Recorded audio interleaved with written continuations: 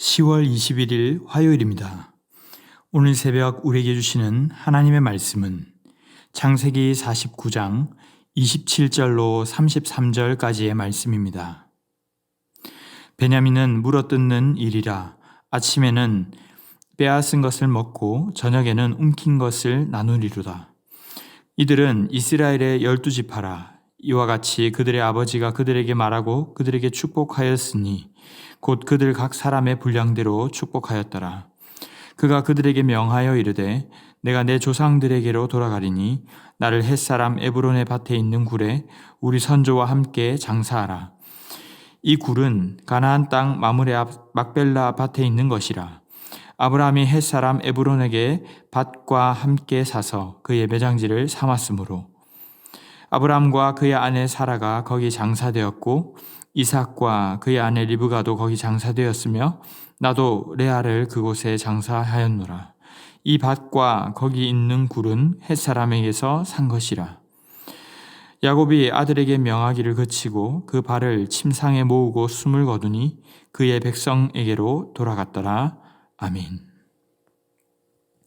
임종을 앞둔 이스라엘은 순서대로 12자녀를 향해 축복할 뿐만 아니라 그들의 미래와 후손에 대해서까지 언급을 하고 있습니다. 어제의 본문에서는 셈 곁에 무성한 가지 요셉에게 하나님께서 도우시고 복 주실 것을 축복하는 장면이었습니다. 오늘 마지막 막내 아들 베냐민을 향한 내용으로 이제 시작합니다. 베냐민은 물어뜯는 일이라. 아침에는 빼앗은 것을 먹고 저녁에는 움킨 것을 나누리로다.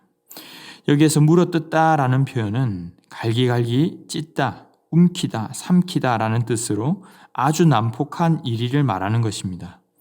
사실 우리가 지금까지 요셉의 스토리에서 보았던 베냐민은 그저 어리고 보호해 주어야 할 것 같은 요셉 형의 사랑을 받아야 할 것 같은 연약한 존재로 보였는데 이런 표현들이 좀 어색하게 다가오는 것이 사실입니다. 아침에는 빼앗은 것을 먹고 저녁에 움킨 것을 나누는 이런 표현들은 바로 베냐민의 호전적인 성격과 반드시 승리하고야 마는 저력을 보여주는 것입니다. 실제로 나중에 가면 비록 베냐민 지파에서 죄를 지어서이긴 했지만 이스라엘 전 지파와 전쟁을 치르고 그에 대비해서도 비등할 만큼 엄청난 저력을 보여주기도 하죠. 이렇게 12아들이 이스라엘의 12지파가 될 것이라고 아버지는 그들에게 분량대로 각자의 분량대로 축복합니다.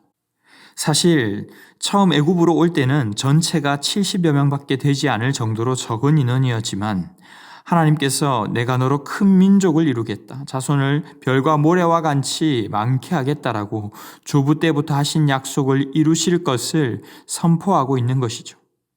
이스라엘은 앞에 47장에서도 요셉에게 맹세하도록 간곡히 부탁했지만 12아들들이 모인 앞에서 한 번 더 강조하며 명령하고 있습니다. 29절에 그가 그들에게 명하여 이르되 내가 내 조상들에게로 돌아가리니 나를 헷사람 에브론의 밭에 있는 굴에 우리 선조와 함께 장사하라. 이미 요셉에게 허벅지에 손을 넣고 거듭 맹세하게 했건만 그는 혹여나 이에 대한 증인으로서 나머지 아들들을 앞에서 재차 다시 강조하고 있는 것입니다. 여기에서 그가 말하는 막벨라 굴은 이전에 아브라함이 상당한 값을 치르고 샀던 밭에 있는 굴을 말하죠. 여기에는 자신의 조부모님과 부모님이 묻혀 있고 자신 또한 아내를 묻었으며 약속의 땅인 그곳에 자신도 묻힘으로 하나님의 약속에 대한 믿음을 표현하고 있는 것입니다. 이 당시 이들이 가지고 있던 사고는 열조에게로 돌아간다는 것이었습니다. 어떤 면에서 이들은 목축업을 하는 유목민이었고 일종의 방랑자와 같은 삶을 살아왔지만 늘 그들이 돌아갈 곳을 분명히 기억하고 있었다는 것입니다. 이것은 단순히 가족장을 말한다기보다는 그들의 조상도 하늘 본향, 천국 소망을 바라보며 살았듯이 자신 또한 그들과 함께 신앙의 결을 맞추어서 살다가 같은 곳으로 간다는 일종의 신앙 고백이 담겨 있는 것이죠. 저는 이 부분을 보면서 그가 참 하늘 소망을 가지고 살아왔던 자였구나라는 생각을 많이 하게 되었습니다. 야곱의 축복은 우리에게 너무나도 익숙한 부분이지만 사실 정말 세상을 떠나기 전 자녀들과의 추억이나 과거를 떠올리기 마련이지만 야곱의 축복은 미래와 소망을 향해 있는 부분만 보더라도 그렇습니다. 그가 본향을 사모하고 있었기 때문에 자녀들을 향해서도 끝까지 이런 미래적 축복의 메시지가 나올 수 있었던 것이고 자신의 시신을 처리하는 장례에서마저도 계속 본향의 소망이 묻어나오는 것은 우리가 눈여겨보아야 할 부분이죠. 그는 애굽에서 17년간 많은 풍요를 누렸지만 삶을 총망라하는 모든 면에서 하나님께서 허락하신 땅, 약속을 붙들고 살아갔다는 것입니다. 그러면서 그는 33절에 보시면 침상에 발을 가지런히 모으고 조용히 숨을 거둡니다. 평온한 가운데 임종을 맞이하는 그는 그의 백성에게로 돌아갔다고 오늘 본문은 말씀하고 있습니다. 사실 야곱의 이런 임종의 모습은 우리에게 깊은 울림과 여운을 줍니다. 보통은 내 남은 재산을 어떻게 하여라, 혹은 내가 살아봤더니 150년 정도 살아봤더니 이렇게 살아야 잘 살더라, 이런 노하우가 있더라, 그런 마무리가 아니라 본향을 철저히 사모하면서 너희도 하나님 안에서 이런 복을 받게 될 것이야, 하나님께서 약속하셨으니 그렇게 하실 것이다. 사실 이스라엘의 이 메시지는 그의 아들들의 죽음 이후의 삶까지도 총망라하는 내용입니다. 야곱이라고 해서 당장 아들들에 대한 서운함이 왜 없었을까요? 물론 종종 그런 부분들이 묻어나는 부분도 있었지만 궁극적으로는 하나님의 섭리를 예언하고 본향을 사모하는 관점에서 이런 유언을 하고 있다는 것입니다. 그러한 점에서 어떤 그의 영적 깊은 지경을 우리는 엿볼 수가 있는 것이죠. 사랑하는 성도 여러분, 우리는 어떤 끝을 맞이하게 될까 혹시 생각해 보셨습니까? 저 또한 가보지 않은 길이기에 섣불리 말씀드릴 수는 없지만 한 가지 분명한 것은 우리가 치매에 걸려서도 우리의 평소의 언행이 나오는 것처럼 평소 우리가 사모하던 방향, 평소 우리가 찾고 갈구하던 그것을 우리는 그날에도 사모하며 임종을 맞이하게 될 것이라는 사실입니다. 그렇다면 살아있는 지금 우리가 풍요로운 애굽에 있든 궁핍한 가나안 땅에 있든 붙들고 사모해야 할 것은 약속하신 하나님의 말씀과 천국 본향인 줄로 믿습니다. 그 믿음을 가지고 사고하고 판단하고 말하고 어떤 결정을 내리고 행할 때에 우리는 끝에 가서도 아름다운 마무리를 맺게 될 것입니다. 바라기는 이 땅에서 썩어질 것들에 우리의 마음을 두지 마시고 영원한 하나님 나라 천국 본향을 기억하시며 단순히 나중에 죽을 때 가서 생각하는 나라가 아니라 지금부터 사모하고 소망하며 내 삶을 결정하는 중요한 추로 삼으셔서 끝까지 아름다운 발걸음을 걸어갈 수 있기를 바랍니다. 사랑하는 성도 여러분, 말씀을 맺겠습니다. 무엇이 영원히 이어집니까? 무엇이 죽어도 영원합니까? 바로 하나님의 약속입니다.